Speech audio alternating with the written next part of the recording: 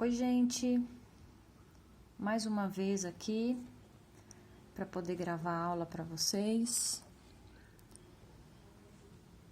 E vamos começar fazendo a correção dos últimos exercícios que eu passei para vocês, da aula do dia 13 de maio, né?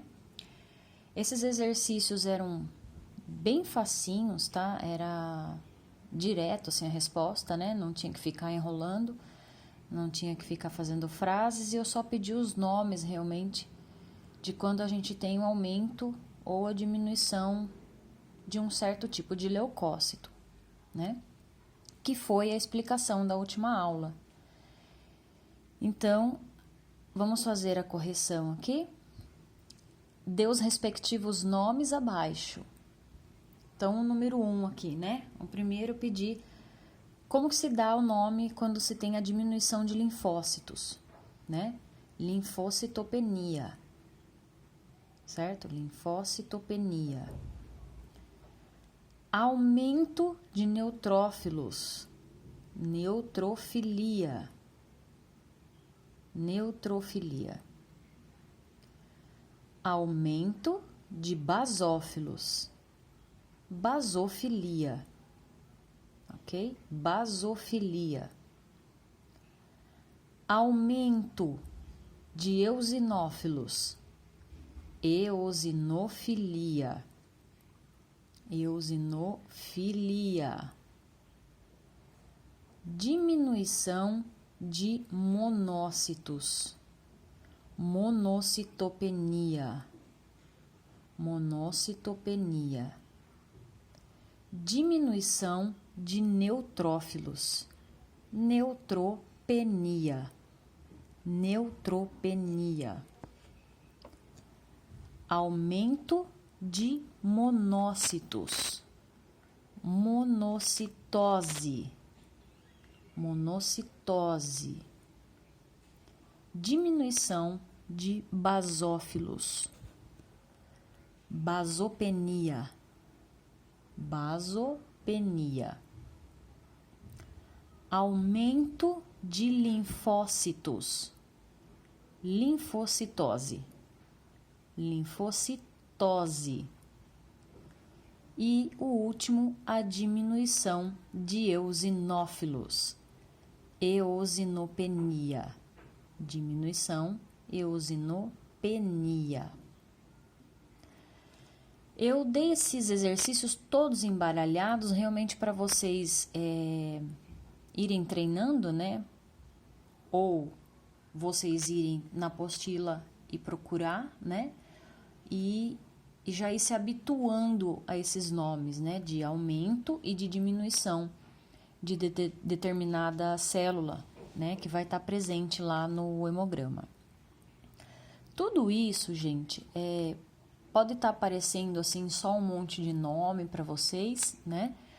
Porém, quando a gente retornar e for fazer as aulas práticas, vocês vão entender, vocês vão fazer a associação de tudo o que eu estou explicando, tá? Nessas aulas teóricas, quando a gente for lá para o microscópio e fazer a leitura dos hemogramas, tá? Aí sim vocês vão entender.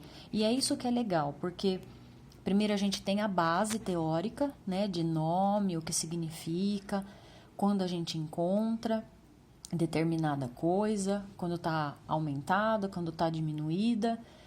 E depois a gente vai para a aula prática. E aí na prática, quando você observa no microscópio a carinha da célula, a quantidade que ela tem, os formatos das hemácias, né, quantidades de células, tudo, aí a gente consegue fazer esse link. Cai a ficha, né, como a gente fala. Cai a ficha realmente para que a gente estuda esse monte de nome, né? Faz corresponde os nomes aos temas. E aí, na hora da aula prática, a gente consegue entender, então, a gente faz esse gancho. E aí, realmente, a gente acaba entendendo, né? O que é esse monte de coisa que a gente vem falando até agora, tá? Então, vocês estão percebendo que todas as aulas eu estou passando os exercícios para vocês, né? Para fixação realmente da matéria. Espero que vocês estejam fazendo realmente, né? Não estejam só esperando a próxima aula para poder fazer a correção, porque esse é um momento muito importante para vocês treinarem, tá? Porque quando vocês estiverem no microscópio fazendo o exame, ninguém vai poder ficar falando para vocês, né? Vocês não vão poder ficar parando para consultar livro. Então, tem que ser uma coisa ágil, né? Tem que ser uma coisa que vocês vão realmente entender e vão realmente saber, ok? Isso é muita responsabilidade. Então, eu espero que vocês estejam levando aí esses estudos bem a sério realmente, ok? Então, corrigidos os exercícios, nós vamos aqui começar no primeiro slide da aula de hoje, tá? Só para vocês não se perderem, então nós estávamos realmente neste slide, né, que foi o último que a gente viu, da monocitopenia, que é a diminuição dos monócitos, e agora nós vamos então para o próximo slide, né, que são as alterações dos leucócitos, mas agora o quê? Nos processos agudos, tá, que são aqueles processos iniciais, assim, quando você faz um ferimento, você faz alguma coisa que vai entrar ali, algum agente, né, algum micro-organismo, como é que o nosso organismo reage logo de cara, tá? O que acontece nesses processos aí agudos, né? Então, nesses processos infecciosos agudos, eles vão se distinguir em 3 fases evolutivas distintas, tá? Então, vai acontecer 3 etapas, tá? 3 etapas que acontecem durante esse processo infeccioso agudo, ok? Primeira fase. Então, a primeira fase é a fase de luta neutrófila, tá? Então, é o que, ó, neutrófilos, tá? Então, são os neutrófilos segmentados lá que a gente tá vendo bastante, né? Até agora. Então, vai ter a luta dos neutrófilos, tá? A fase de luta dos neutrófilos. Como que vai acontecer? Ó, vai ocorrer uma neutrofilia. Olha lá. Por isso que vocês têm que agora começar a dominar os nomes. Porque nos textos e até nos livros que vocês pegarem, vai ter o quê? Os nomes, né? Daquilo que a gente está querendo dizer. Não vai ter assim, neutrofilia, aumento das células neutrófilas, né? Não vai ter. Então, vocês vão ter que dominar os nomes e fazer associação ao que é, ok? Então, nessa fase aqui de luta neutrófila vai ocorrer o quê? Uma neutrofilia. Então, o que é neutrofilia? É o aumento das células neutrófilas, certo? Então, vai ter muitos neutrófilos na corrente sanguínea. Muitos. Por quê? Porque está ocorrendo essa neutrofilia, ok? Quando ocorre esse processo infeccioso aí por bactéria, né? Que a gente está falando, vai ocorrer o aumento dos neutrófilos. Por quê? Porque eles estão combatendo aquelas bactérias que entraram no nosso organismo, certo? Ocorrendo esse aumento de neutrófilos, né, a neutrofilia, vai ocorrer o quê? Essa neutrofilia vai aparecer o quê? Com desvio à esquerda, tá? Esse desvio à esquerda, eu deixei no último vídeo para vocês como suplemento da aula, né? Que tinha um vídeo bem legal lá que o moço explicava o que é o desvio à esquerda, né? Então, é quando aparece lá, além dos neutrófilos maduros, vão aparecer os bastonetes, né? Os metamielócitos e os mielócitos, certo? Então, na corrente sanguínea, no hemograma do paciente, a gente vai encontrar, então, essa neutrofilia, né? Então, vai ter um aumento muito grande de neutrófilo no hemograma. E a gente também vai encontrar bastonetes, metamielócitos e mielócitos, certo? Tendo o aumento dessas células aqui, o que acontece? Desaparece outras. Lembra que a gente estava falando na aula passada? Que os eosinófilos, quando eles diminuem, é porque aumentou outras células, né? Então, vai acontecer exatamente isso que eu estava falando na aula passada. Quando aumenta, então, o número de neutrófilos, né, e vai aparecer aí as células jovens juntas, vão desaparecendo o quê? Os eosinófilos, os linfócitos e o quê? E a monocitopenia é relativa, tá? Então, pode ser que tenha ou pode ser que não tenha uma monocitopenia, que é a diminuição de monócitos, ok? Então, Fase de luta neutrófila, nós vamos ter um aumento dos neutrófilos com células jovens na circulação e uma diminuição ou desaparecimento mesmo de eosinófilos, linfócitos e uma monocitopenia aí que pode ser relativa, tá? Que pode aparecer poucos monócitos ou não, ok? Então, essa é a fase de luta neutrófila.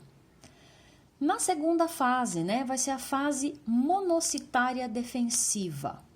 Fase monocitária. O que significa? Monocitária. Monócito, né? O nome já diz. Então, ó, vocês podem ver que cada fase aqui vai aparecer uma célula em específico, tá?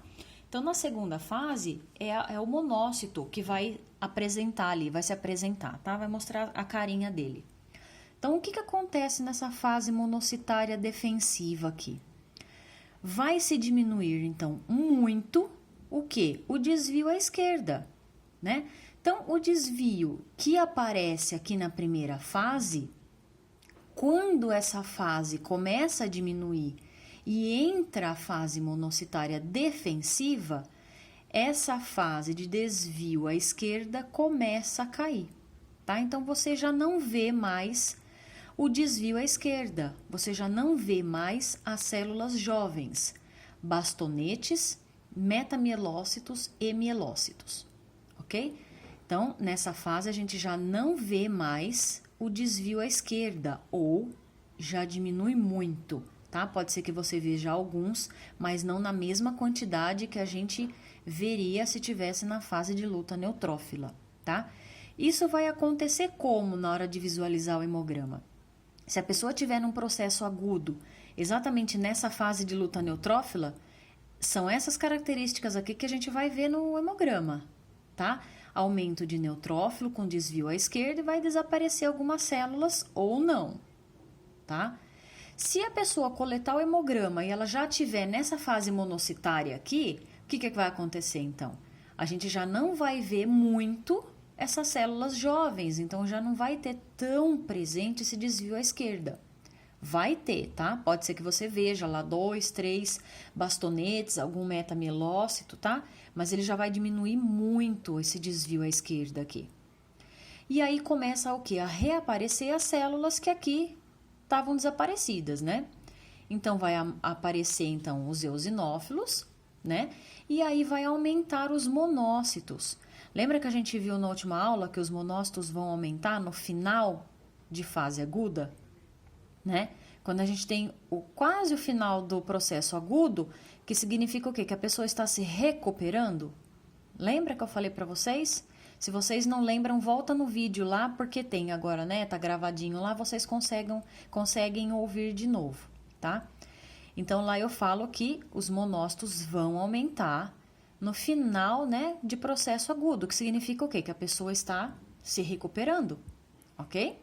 Então, fase monocitária defensiva vai acontecer a diminuição, então, do desvio à esquerda, que tem na primeira fase, e aumenta, então, os eosinófilos, reaparecem os eosinófilos e aumentam os monócitos, então.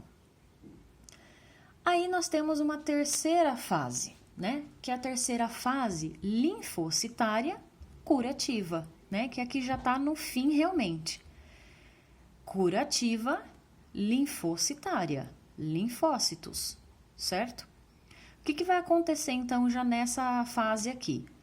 Os neutrófilos voltam ao normal, tá? Então aqui já não aparece mais esse desvio à esquerda, então a gente já não vê mais células jovens e os neutrófilos voltam ao normal, tá? Então, vão ficar somente os neutrófilos maduros, ok? A gente já não vai, então, encontrar as células jovens, que são os bastonetes, os metamielócitos e os mielócitos. Certo, galerinha? E aí, o que vai acontecer? Se os neutrófilos voltam ao normal, vai ocorrer uma linfocitose. Então, vai aumentar o número de linfócitos no sangue, tá? E pode permanecer a monocitose. Pode permanecer. Então, vai de cada organismo, ok? E vai ter ligeira eosinofilia, tá? O que indicará o quê? Um estado de recuperação. Lembra que a gente falou que quando os eosinófilos desaparecem é porque está aumentando muito o número de outra célula? Quando o neutrófilo começa a voltar ao normal, o linfócito começa a subir.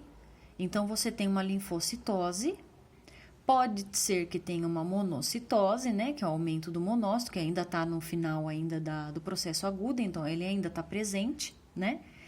E vai ter uma ligeira eosinofilia, o que vai indicar o quê? Que a pessoa está se recuperando, né, desse processo agudo aqui que ela sofreu, ok? Desse processo infeccioso agudo que ela sofreu aí por determinado motivo, né? Então, se cortou, se feriu, furou, fez cirurgia, sei lá, qualquer coisa que pode levar a um processo agudo aí, ok? E aí nós temos aí uma observação, né, no final do slide, ó. Quanto mais grave é o processo infeccioso, maior será o desvio à esquerda. Deixa eu desligar o telefone. Desculpa aí, pessoal. Telefone a gente nunca sabe quando vai tocar, né? Então vamos lá. Quanto mais grave é o processo infeccioso que a pessoa está sofrendo, maior será o desvio à esquerda, tá? Pois menos tempo terá a medula para sofrer hiperplasia, tá? O que significa isso daqui, gente? É assim, ó. Quanto maior, mais grave esse processo infeccioso que a pessoa está sofrendo, né? Mais células jovens, desvio à esquerda, mais células jovens a gente vai encontrar no hemograma dela, tá? Então, a gente vai encontrar um número muito grande de bastão, de metamielócito e de mielócito. Tá? Então, a gente vai ter um grande número aí, vai ter um número bem grande dessas células. Vai ser maior, ó, desvio à esquerda, vai ser bem maior, ok? Então, quanto mais grave o processo infeccioso, mais dessas células jovens a gente vai encontrar no hemograma, tá? Por que que a gente encontra muito? Porque, assim, quando a pessoa tem um processo crônico já, né, já sofre de algo crônico, ou que a gente aprendeu lá, que a nossa medula produz as células, né, todos os dias lá, vai estar lá produzindo, vai ter um tempo de maturação dentro da nossa medula óssea, né, então a gente não tem, como eu vou dizer assim, um estoque a mais, né, então a gente está sempre produzindo as células, para que elas façam a defesa ali do nosso organismo, ok? Mas se acontecer de um micro-organismo entrar naquele corpo e causar esse processo infeccioso agudo, as células que estarão dentro da medula óssea vai ter células maduras, já para poder ser liberada na corrente sanguínea, e vão ter células que vão estar lá dentro maturando ainda, né? Então, vai ter muitos bastonetes, muitos metamielócitos, muito mielócito, tá? E são essas células que vão estar lá esperando fazer a maturação ainda dentro dessa medula óssea, vai acabar sendo liberado antes de que ela faça a maturação dentro dessa medula, tá? Por isso que fala aqui, ó, que menos tempo terá a medula para sofrer hiperplasia. Então, ela não consegue, não tem tempo para ela fazer uma superprodução de células para depois ela começar a liberar as células já maduras, tá? Então, ela começa a liberar a célula que não está madura ainda, tá? Numa tentativa, tá? Tentativa de ajudar. Ok? Mas assim, as células jovens, como eu disse, não vai ter o poder de fagocitar tão grande igual tem a célula madura, tá? Que é do neutrófilo. Então, guardem isso. Quanto mais grave, então, é o processo infeccioso, mais células jovens nós vamos ter no hemograma, tá? Então, nós vamos ter uma neutrofilia muito alta, tá? E acaba sendo assim, pessoal, de 100 células, né, que a gente faz a contagem no hemograma, de 100 células, acaba que 90, 85% é só neutrófilo, tá? Então, quando chega nessa fase curativa aqui, o que acontece? Os neutrófilos voltam ao normal. Então, ele já voltou ao normal. Então, por isso que está fazendo uma observação aqui. Quanto mais grave esse processo infeccioso, maior vai ser esse desvio à esquerda, tá? Então, vai ter lá, por exemplo, 90% de neutrófilo, né? De neutrófilo, mas nem sempre vai ter só neutrófilo maduro, ok? Então, vai ter esse monte de célula aí jovem aparecendo junto na fase de luta neutrófila, tá? Na defensiva monocitária já começa a diminuir e aqui eles voltam ao normal. Então, tem bem essa cascata, essa melhora do organismo, né? Ela é feita realmente nas etapas que a gente consegue visualizar no microscópio, certo? No processo infeccioso agudo, vai ocorrer aí a ausência de eosinófilos, né? Que é o que a gente já falou lá, como reação de alarme, tá? E também seu reaparecimento indicará o quê? Bom prognóstico, que foi o que a gente falou já, né?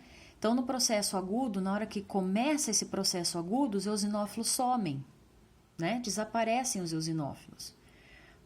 E essa é uma reação de alarme, ok, gente? Então, quando a gente vê muito número de neutrófilo e nenhum eosinófilo, significa o quê? Que você tá nessa fase de luta neutrófila aqui, tá? Tá bem no início dessa fase aguda. E na hora que ele começa a reaparecer, indica um bom prognóstico. Então, já significa que ela já tá aqui embaixo, aqui, ó, tá? Os eosinófilos já começam a aparecer, ou até tem mesmo uma eosinofilia, um aumento bem pequeno desses eosinófilos aí, ok? Beleza. Próximo slide. Ainda falando dos processos, né? Mas agora não mais agudo. Nós vamos falar então dos processos crônicos, tá? Aqueles que permanecem por mais tempo, né? Que não é tão rápido, ele fica por muito mais tempo aí no nosso organismo. Então, incluímos no grupo dos processos infecciosos crônicos, tá? As colecistites, tá? Que é uma inflamação da vesícula devido a cálculos. Então, quando você tem cálculos na vesícula, você tem uma inflamação dentro dela, tá? Colites crônicas, que é a inflamação do cólon, tá? Do cólon do intestino. Aí, nos casos de sinusites, de abscessos, tá? E muitos outros aí, ok? Então, nesses casos aqui é o que a gente tem os processos crônicos, tá? Então, como são processos de evolução lenta, olha aqui. Então, no processo agudo, nós temos o início, né? O meio, o fim, já começa a melhorar, beleza. Tudo isso acontece num período menor de tempo, ok? Isso é rápido, ok? Mas os processos crônicos, eles são processos de evolução lenta, tá? Então, existe tempo para a medula sofrer a hiperplasia. Então, a gente já não vai ver igual na primeira fase lá do processo agudo, que a gente vai ver aquele monte de célula jovem, né? Por quê? Porque não tinha tanta célula madura ali na medula óssea, né? Não dá tempo dela esperar madurar as células para ela poder liberar na corrente sanguínea, né? Aqui já não. Como é um processo de evolução lento, a medula tem esse tempo. Então, ela sofre a hiperplasia, ela começa a produzir mais células. Demora-se o tempo correto para fazer a maturação da célula. E aí, ela vai liberar células maduras, já na corrente sanguínea, ok? Então, ó, ao invés de um desvio à esquerda, nós teremos um aumento dos neutrófilos segmentados, tá? Cujos núcleos estarão polilobulados, mostrando um desvio à direita, tá? Então, isso aqui, ó, pode acontecer realmente. Quando a célula está maturando lá na medula óssea, né? Ela tem tempo de sofrer essa hiperplasia, né? Essa produção, essa grande demanda de célula. E ela acaba até que meio maturando demais, né? Então, o núcleo da célula sofre mais divisões, né? Então, esse núcleo fica mais lobulado do que o normal, tá? Isso aqui a gente chama de hipersegmentação. Acima de 5 lóbulos já é um neutrófilo hipersegmentado. Esse tem 1, 2, 3, 4, 5, 6, 7, 8, 9 lóbulos, tá?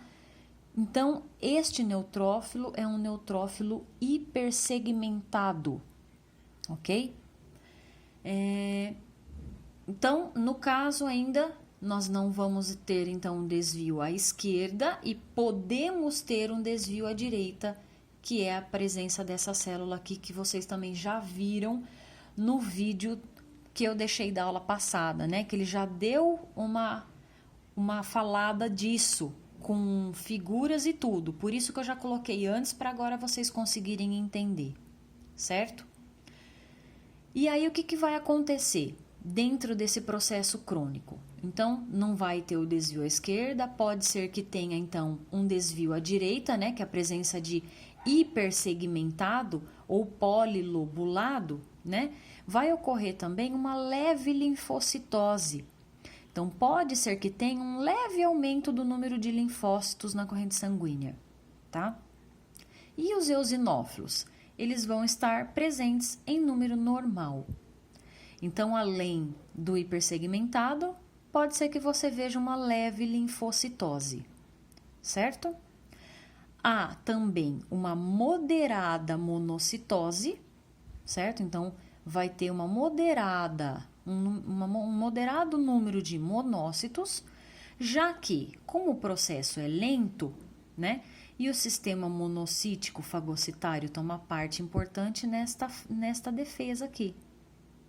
Então, lembra que o monócito ele faz parte do sistema monocítico fagocitário? Então, como tem tempo para tudo ocorrer, né? Ele consegue aí fazer fagocitar tudo o que vai precisar ser fagocitado, tá? Então, ele é que vai tomar parte importante aqui nessa fase. Então, ele aparece num número um pouco mais aumentado, tá? Então, não é discreta a monocitose, é uma moderada monocitose. Então, já é a resposta do organismo, né?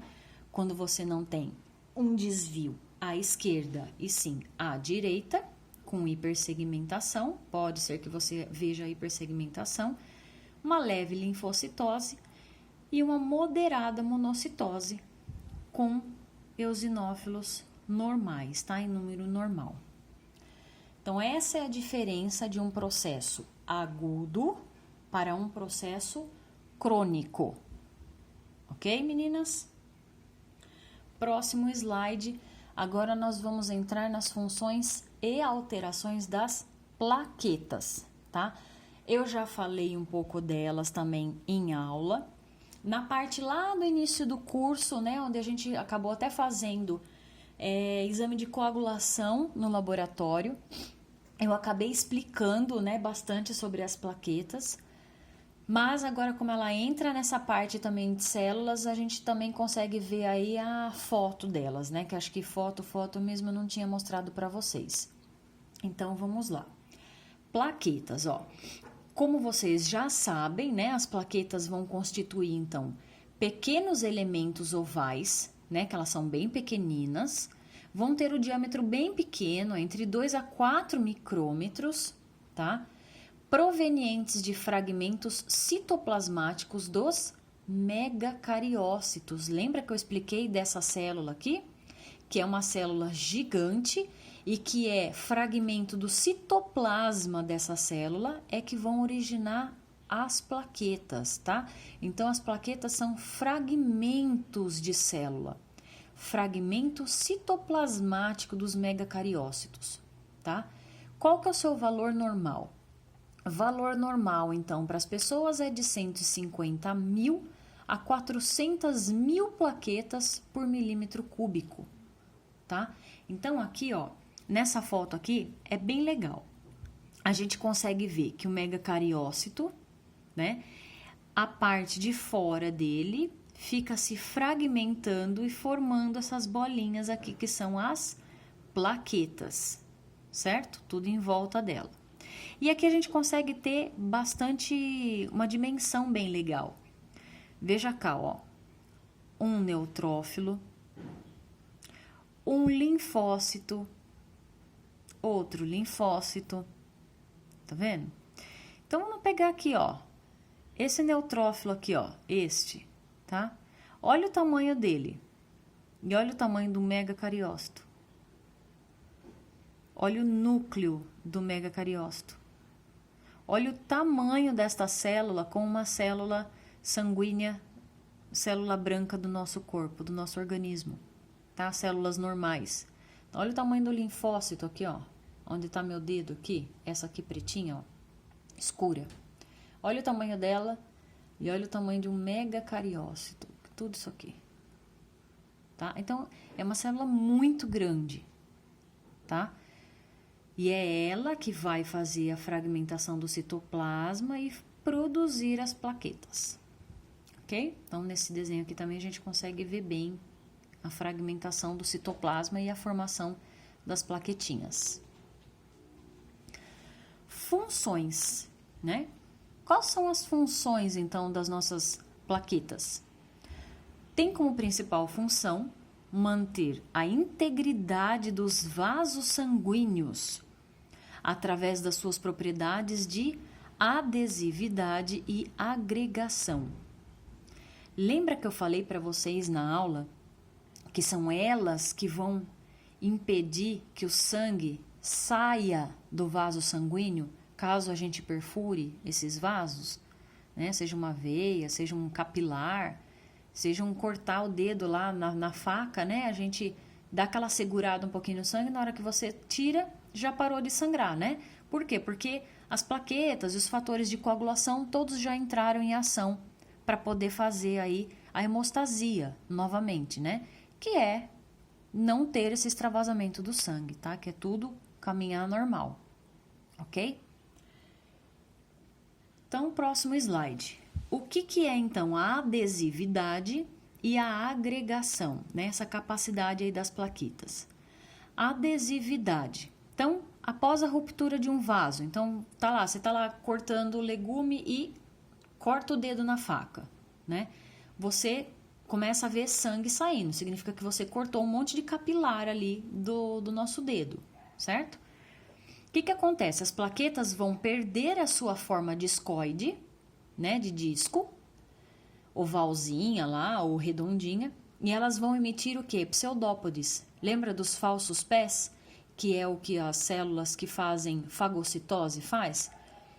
Elas vão fazer isso por quê? Porque elas querem meio que caminhar, né, para aderir-se à superfície do vaso, tá? Então, vamos lá. Você se cortou lá o dedo, né? Vai fazer aquele buraco. As plaquetas que estão passando dentro dos vasos ali próximo que você fez o corte, elas vão começar a caminhar em direção ao corte, tá? E vão o quê? Se aderir à superfície do vaso, tá? Eu vou mandar, inclusive, para vocês assistirem uma animação, tá? Eu acho que nem tem coisa falada, é mais escrita, assim, é bem infantil, é bonitinho, mas dá pra gente entender bem esse processo aqui delas, tá? Caminhando lá e aderindo à superfície do vaso, tá? E aí acontece o quê? A agregação, tá? Porque primeiro elas vão se aderir ao vaso, né? Então, vai lá uma, se adere, vai lá outra, se adere, vai lá a outra e se adere também. Mas daí a gente tem a agregação, né? O que é essa agregação? As plaquetas aderidas, ou seja, que já estão aderidas, vão liberar grânulos que contêm uma substância chamada ADP, tá? Que chama adenosina difosfato, certo? As plaquetas que vão estar aderidas já lá na superfície do vaso é que vai liberar esses grânulos aqui de ADP, tá? O que vai acontecer? Elas vão proporcionar daí a sua agregação, tá? E formação de um tampão hemostático. Então, elas vão realmente formar uma parede onde elas estão já aderidas, né? Então, vai lá uma adere aqui, a outra adere aqui, adere aqui, adere aqui. Aí, quando elas liberarem esse ADP, vai formar como se fosse uma parede. Então, vai agregar e formar realmente um tampão. E aí, não vai vazar mais nada, tá? Nem célula, nem fluido, nem mais nada, ok? E nesse mesmo estágio vão liberar também a proteína trombostenina, que provoca o quê? A retração do coágulo, tá? Daí o coágulo vai ficar bem firme lá no lugar lá. Então aqui eu já até coloquei até um desenho. Então aqui, ó, dentro desses dois amarelinhos aqui, ó, né, nós temos as células do vaso, né? E aqui nós temos o espaço intravascular. Então aqui é dentro do vaso sanguíneo, tá? E aí você veio lá e furou, cortou, né? O que acontece? As plaquetas vão se aderir, vão liberar o ADP e vai proporcionar agregação, elas vão se agregar, tá bom? Óbvio que junto vai ter fibrina, colágeno, tudo que vai se aderir para realmente formar uma teia, né?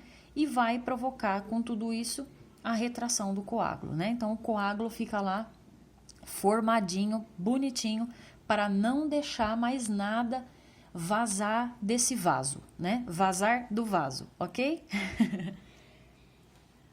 Próximo. Ainda falando das plaquetas, alterações quantitativas, de quantidade, tá, gente? Então, aqui nós também temos aqueles nominhos especiais, né? Trombocitopenia ou plaquetopenia, tá? No slide que eu mandei para vocês, eu não tinha colocado isso aqui, eu acrescentei agora. Então, se vocês imprimiram os slides, escrevam a caneta, que ela é dado o nome de trombocitopenia ou de plaquetopenia, tá? Os dois nomes aí estão certos, porque a gente fala que é trombócitos, né? As plaquetas é chamada de plaqueta, ou trombócito, né? Então, o nome pode falar tanto trombocitopenia como plaquetopenia, a diminuição das plaquetas, tá?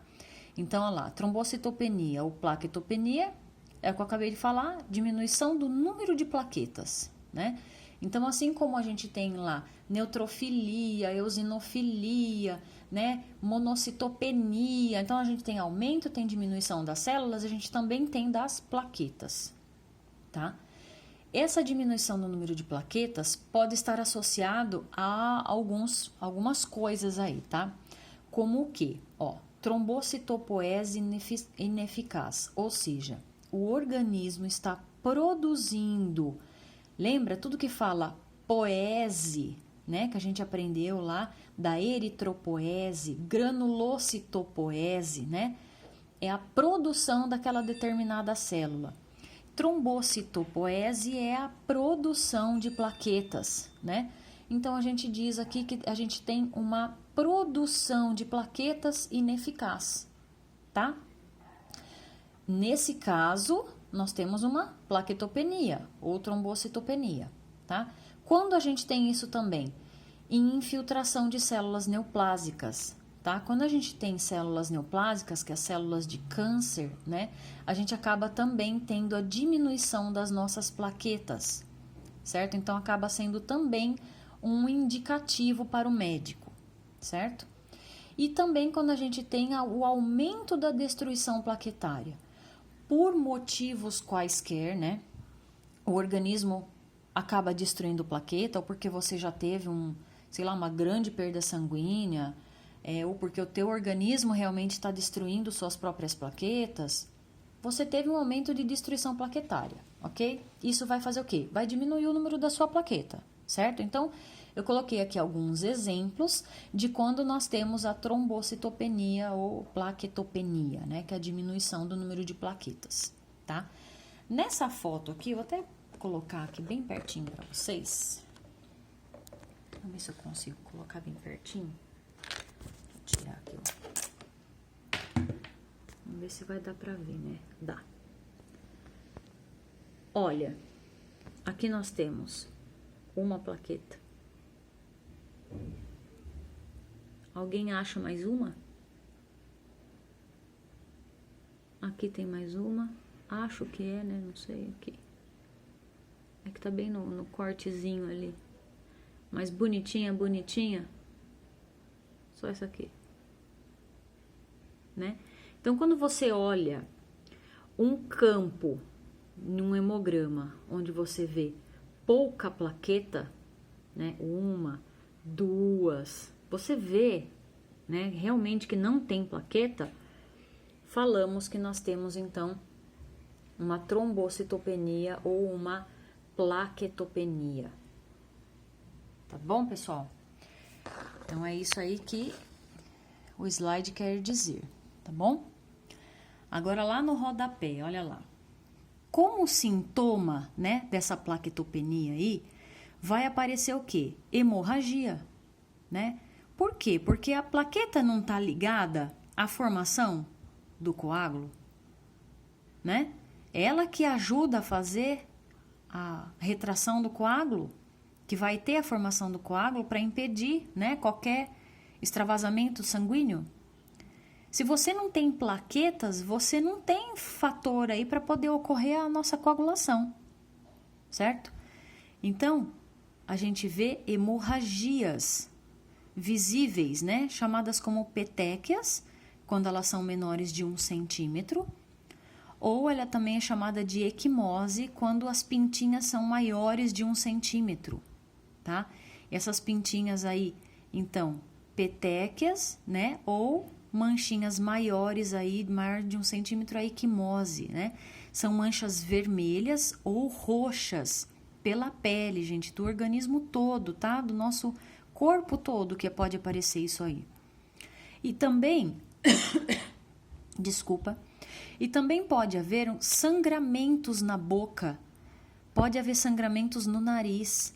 E nas mulheres também pode aumentar muito o fluxo menstrual, tá? Por quê? Porque a gente vai acabar perdendo sangue e a gente não tem a coagulação correta, tá? Então, a gente acaba perdendo realmente muito mais sangue, tá? Vou dar aqui um zoom de novo, vamos ver se vocês conseguem ver. Ó, olha a perna da pessoa, cheia de pintinha, tá vendo? Isso aí é extravasamento de sangue, porque você não tem as plaquetas para poder ajudar a fazer a coagulação sanguínea, tá? Então, fica assim, tudo cheio de pintinha. Pintinha menores de 1 centímetro são chamadas petequias, maiores de 1 centímetro são chamadas de equimose, ok? E o último slide aí do dia, nós vamos falar então agora ao contrário, a trombocitose, né, ou a plaquetose. A mesma coisa do outro slide, se vocês tiverem impresso aí a apostila, coloquem aí a palavra ou plaquetose, porque eu não tinha colocado, tá? Eu tinha só deixado trombocitose. Então, trombocitose ou plaquetose, o que é? Tose, né? Então, é o número de plaquetas maior do que 400 mil por milímetro cúbico, né? Então, o que quer dizer? Que o número de plaquetas está aumentado, ok?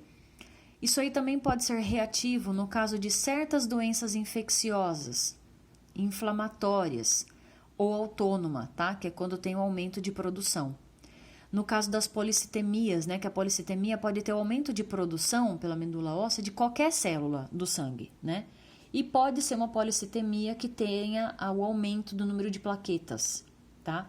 Então, se for uma policitemia que vai aumentar o número de plaquetas, pode ser que você tenha uma plaquetose aí visível no hemograma, ok? O problema de você produzir muita plaqueta, muita, né? É que pode ocorrer formação de trombos, né? Ou seja, de coágulos dentro do nosso organismo. Então, do mesmo jeito que é ruim quando você não tem plaquetas, porque você tem extravasamento de sangue, né? E aí você mancha tudo porque fica tudo manchadinho de roxo, parece que você bateu, né? Quando você tem um aumento, você periga formar esses trombos aqui, esses trombos, já dentro dos nossos capilares, tá? Porque tem tanta plaqueta que elas acabam se aderindo dentro do vaso mesmo, tá? Olha só esse hemograma, deixa eu chegar bem pertinho para vocês verem também. Olha quanta plaqueta que tem aqui. Então, todos esses roxinhos aqui, todos, são plaquetas. tá? Como consequência, você pode formar alguns coágulos dentro do organismo, tá? E fica com essas manchinhas aqui, ok? Bom, meninas, então a aula de hoje foi essa. Espero que vocês tenham gostado. Eu vou passar um outro vídeo para vocês verem também e uma animação da plaqueta que eu falei, né? Que é da formação do coágulo. E uns exercícios também para vocês fixarem melhor, ok? Até a próxima aula, gente. Tchau!